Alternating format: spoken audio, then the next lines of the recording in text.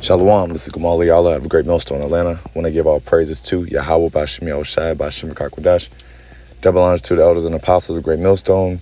Shalom to all the Ikim that are pushing out this truth and sincerity. All right, now this is a quick lesson, and this is going to be entitled, We're Talking Forever. All right, and, I was just meditating. When you really think about it, when you really meditate on what we've got, it's really heavy because, we have our hands on eternal life. In the last lesson I did, I went into the immortal life. You have your mortal body and your immortal body, which, that's immortal basically means you live forever. Okay. So, we're talking about forever, man. What we have is forever. All right. We're not talking about, just 100,000 years. Oh, because we brought that out that in Sirach, I believe it's like 1,000 years is as a 1,000 years is as a drop in a sea. Okay. So is like also a grain from sand. So that's equivalent to 1,000 years. When you really meditate on that, that's heavy.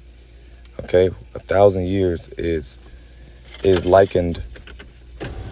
1,000 years is likened unto a drop that falleth in the sea. All right, so this is what we have on the line here. So this is 1 Timothy 1:16. It says, "Howbeit for this cause I obtained mercy, that in me first Yahawashi HaMashiach might show forth all long suffering, for a pattern to them which should hereafter believe on him, to eternal life everlasting." All right, so it says basically might show forth all long suffering, okay, for a pattern to them which should hereafter believe on him, to life everlasting. Okay, so when you obtain that mercy, okay, when you obtain and show that long suffering, that patience, okay, it's a pattern, okay, which will give you everlasting life.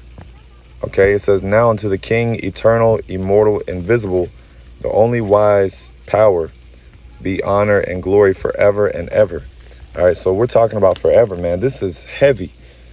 All right, what we have on the line, man, this is really just a temporary affliction, man. All right, this is just temporary. This is Romans 8:18. It says, "For I reckon that the sufferings of this present time are not worthy to be compared with the glory which shall be revealed in us."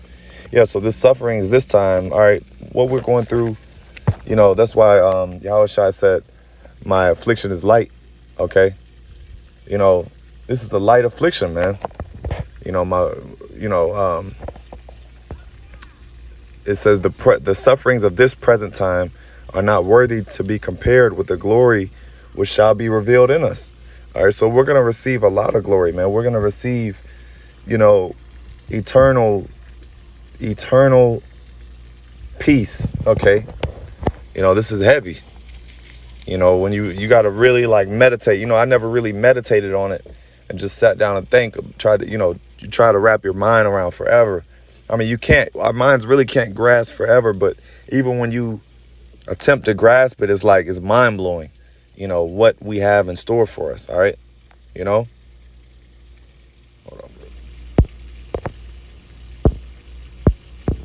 All right, let's go back here. This is John 3:16.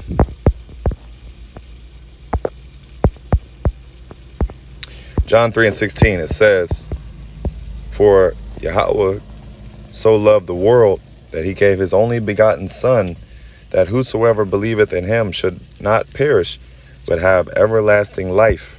Okay, so if you believe on Yahawashi, that's the key to having everlasting life. Okay, everlasting life. All right. You know, you don't have to worry about,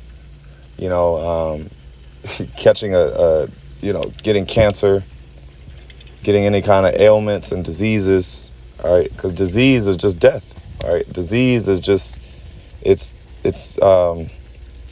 I forgot the word they say, but all disease is really just, it's a form of death.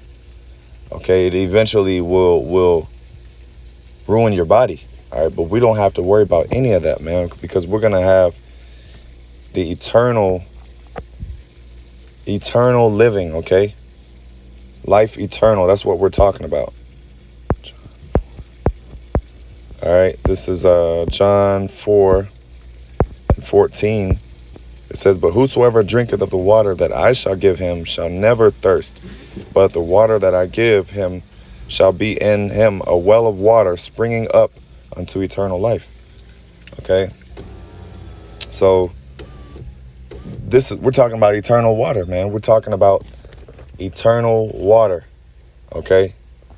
The water, this water that Yahawashi is going to give us, it's forever.